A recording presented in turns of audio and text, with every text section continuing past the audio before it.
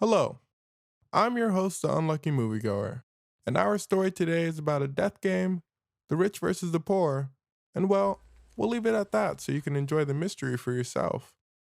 We open to a woman typing away on her computer when she gets a group text. The person texting, Ted, sends the gang a meme.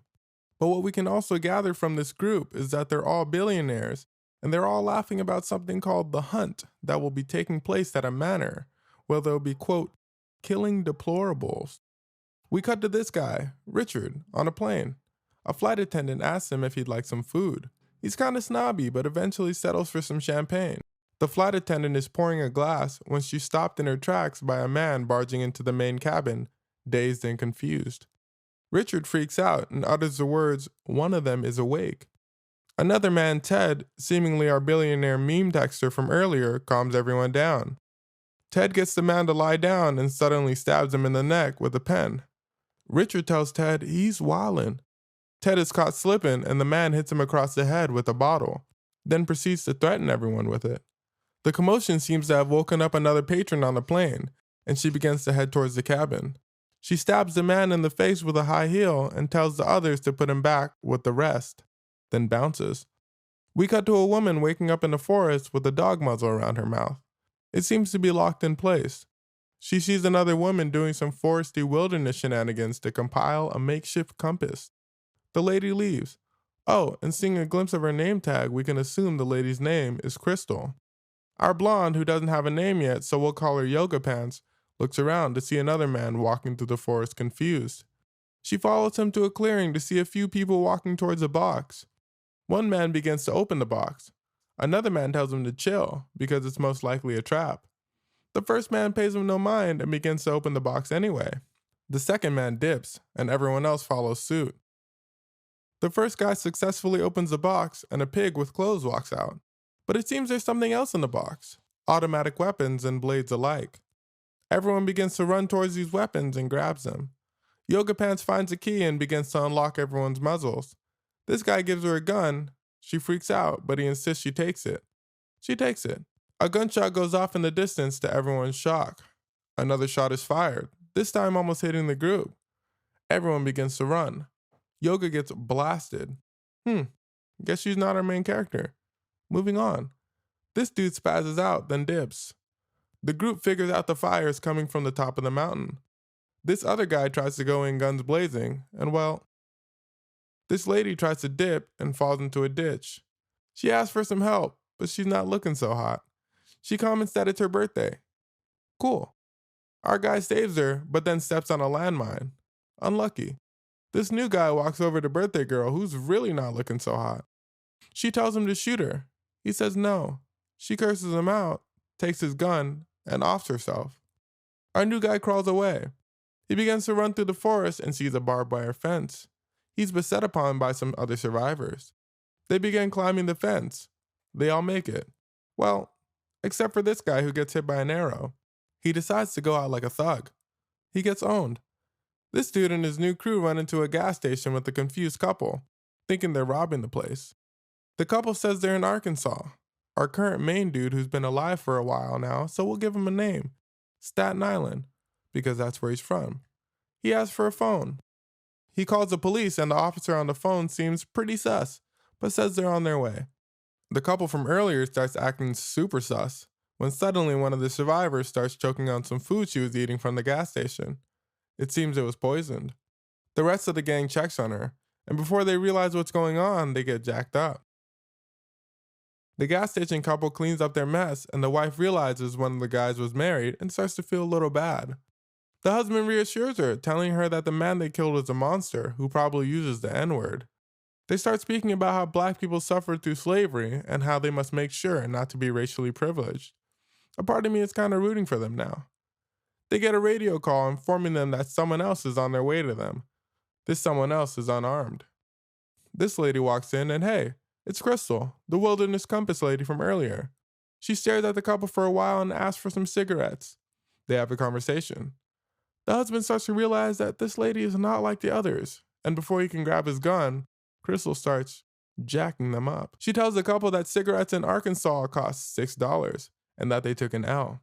She pauses for a second, perhaps admiring her work, grabs some shotgun shells and begins to leave the store. Crystal takes off her jacket and reveals that she ain't no slouch at the gym. Crystal walks outside and surveys the area. She takes off this truck's license plate and notes that she is definitely not in Arkansas. She also notes the car is booby-trapped. She begins hiding in the bushes with a radio she acquired from the deceased victims, listening to her captor's conversations. A drone suddenly flies by to scope out the area. The drone is shot down. The people on the radio immediately sign off. We see the drone shooter appear. He starts walking towards the car. Crystal tells him to stop and that he should not have shot down the drone, as they know they're here now. She begins walking down some tracks when suddenly nature calls. Gary looks away and tries to make conversation. Oh, by the way, this guy's name is Gary. She tells him to shut up. He does. A train arrives. The duo begins running after it. They make it on. They then hear a noise. It seems to be a caravan of immigrants pleading for the duo to not shoot them. Gary says they must be actors and raises his gun. Crystal tells him to chill. Suddenly, the train stops and soldiers corral the immigrants as well as the duo. Very roughly. Gary walks over and explains to a soldier that this whole thing is an acting facade and that these aren't real refugees. The soldiers walk away, not knowing what to make of the situation. The main refugee from earlier, in a very clear American accent, tells Gary to chill, and that he himself is the only actor here. The rest of the refugees are real, and the soldiers, with their guns, are most certainly real. He even says that if the duo cooperates, he'll give them a head start before he kills them. Gary loses it and tackles him. He then stuffs a grenade down his pants. Kaboom! Gary scampers away. We cut to Crystal on a caravan with soldiers and refugees alike. She makes it to a refugee camp and meets up with the man in charge. He starts to question her, but she doesn't play that and starts to question him, telling him to call the American embassy ASAP. He asks her if she's being hunted like Dawn. She asks who Dawn is. They bring in Dawn, this guy from earlier who gave Yoga Pants the gun.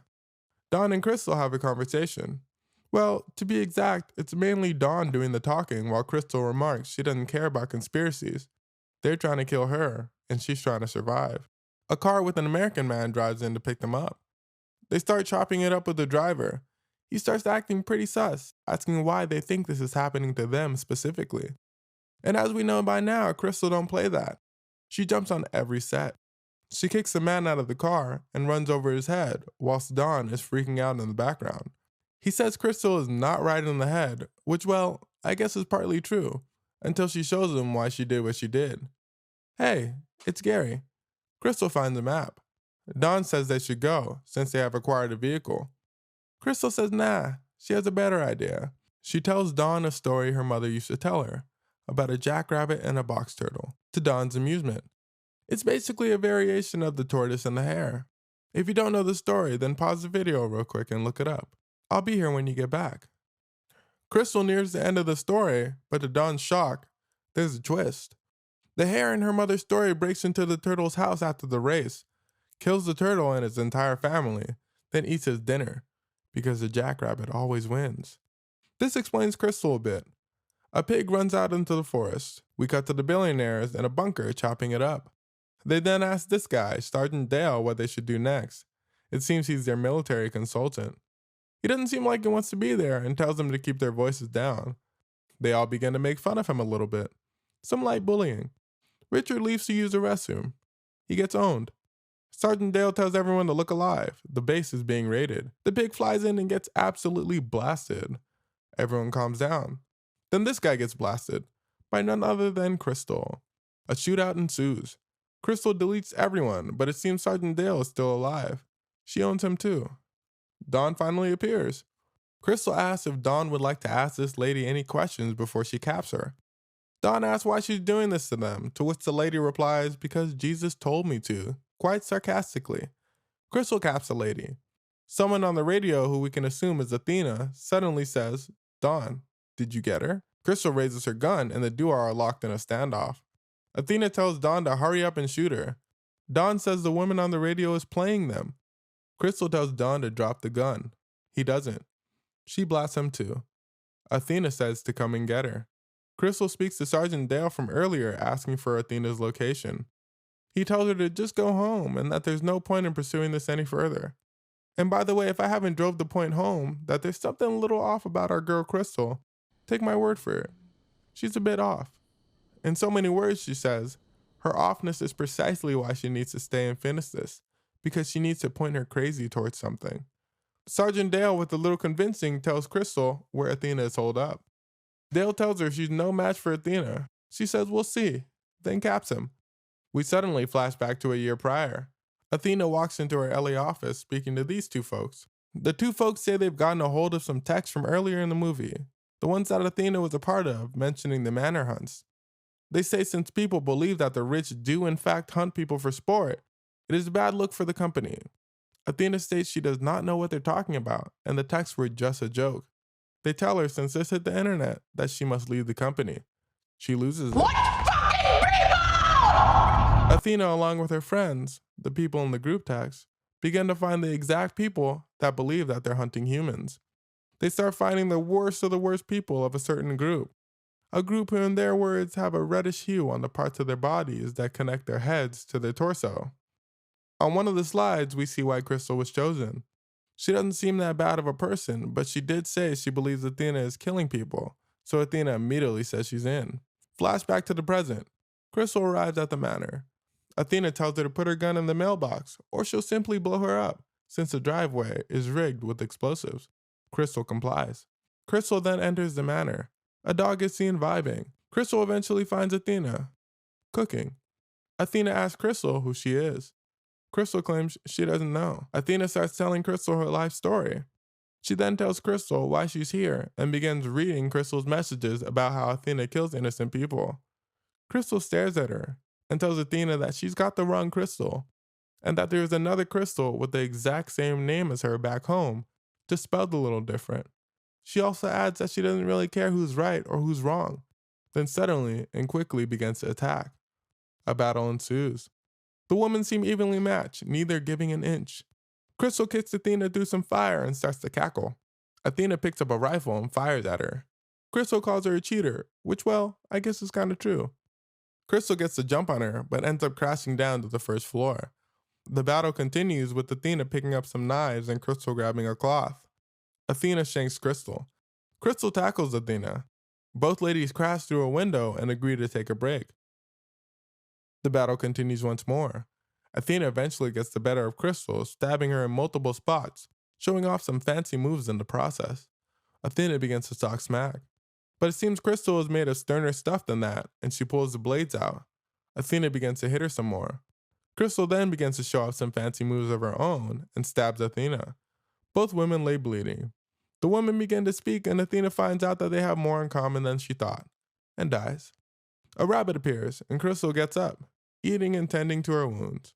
She dresses in a fancy getup, grabs a fancy bottle of wine, and walks off with the dog from earlier in tow.